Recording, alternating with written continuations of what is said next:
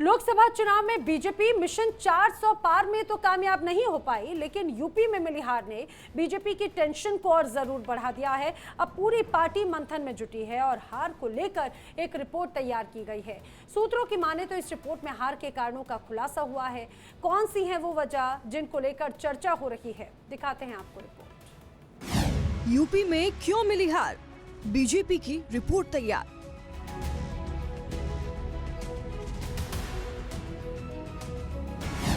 कहां चूकी BJP, report में बात खुली।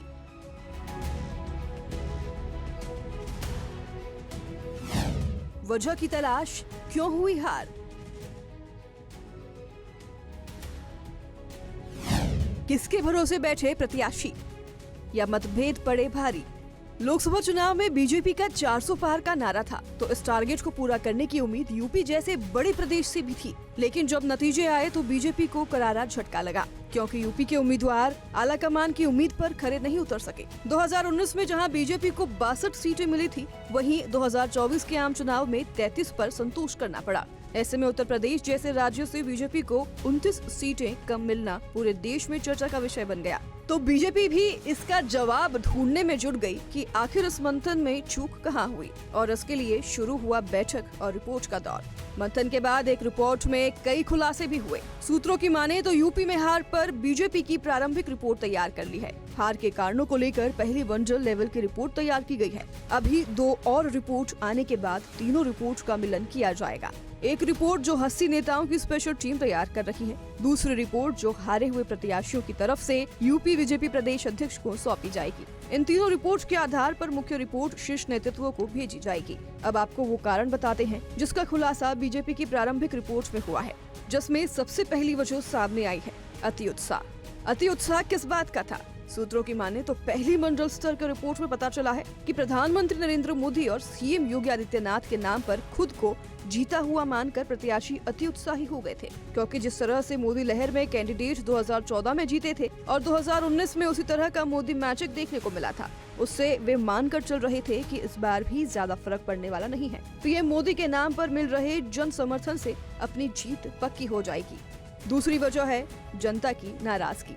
खबर है कि 2 बार से ज्यादा जीते हुए सांसदों को लेकर जनता में नाराजगी थी। यूपी के गांवों में एक आम धारणा बन गई थी कि सांसद कभी आते नहीं, जीतने के बाद मिलते नहीं। काफी लोगों ने फिर भी मोदी के नाम पर बीजेपी को वोट किया, लेकिन जहां विपक्ष का कैंडिडेट मजबूत था या दूसरे किसी फैक्टर से बेहतर लगा, लोगों ने ईवीएम का दूसरा बटन दबा दिया। तीसरी बड़ी वजह की बात करें तो खबर है कि राज्य सरकार ने करीब 3 दर्जन सांसदों के टिकट काटने या बदलने के लिए कहा था, लेकिन उसकी अनदेखी हुई। जब कैंडिडेट के नाम की घोषणा हुई तो ज्यादातर पुराने उम्मीदवारों पर भी भरोसा जताया गया, जबकि जमीन पर उनके खिलाफ माहौल था। वहीं एक वजह ये भी निकलकर सामने आई है कि सांसद विधायकों में मतभेद भारी पड़ गए। खबर तो ये भी है कि कुछ जिलों में विधायकों के अपने ही सांसद प्रत्याशियों से नहीं बने। विधायकों ने सपोर्ट ठीक ढंग से नहीं किया और नतीजा हार हुई। विधायकों और सांसदों के बीच खुलेआम बयानबाजी देखी गई। मुजफ्फरनगर में संजीव बलियान और संगीत सोम इसका सबसे बड़ा उदाहरण है। रिपोर्ट में एक कारण ये भी बताया जा रहा है कि विपक्ष के संविधान बदलने और आरक्षण खत्म करने की बात का बीजेपी काट नहीं ढूंढ पाई। विपक्ष अपनी ओर से भ्रम फैलाने में कामयाब रहा। वैसे तो बीजेपी को पूरे यूपी से झटका लगा, लेकिन सबसे ज्यादा हैरानी अमेठी, फैजाबाद यानी अयोध्या वाली सीट, बलिया और सुल्तानपुर जैसी सीटों पर हार हुई, क्योंकि इन सीटों को बीजेपी के लिए मजबूत माना जाता था। अमेठी में स्मृति ईरानी की कांग्रेस के एक आम कार्यकर्ता से हार ने पूरे नैरेटिव को चोट पहुंचाई, तो अयोध्या की हार ने भी कान खड़े कर दिए। बीजेपी को उस सीट पर हारना पड़ गया जहां ऐतिहासिक राम मंदिर बना। 500 सालों के इतिहास का चक्र जिस अयोध्या में घूमा, वहाँ ऐसी हार ने बीजेपी को हैरान कर दिया। झटके एक से एक बड़े थे, लिहाजा अब पार्टी पूरे नैरेटिव को कैसे सेट करे और अपनी हार को कैसे पचाया जाए, इसकी तैयारी में जुटी हुई है। Bureau report, India daily live.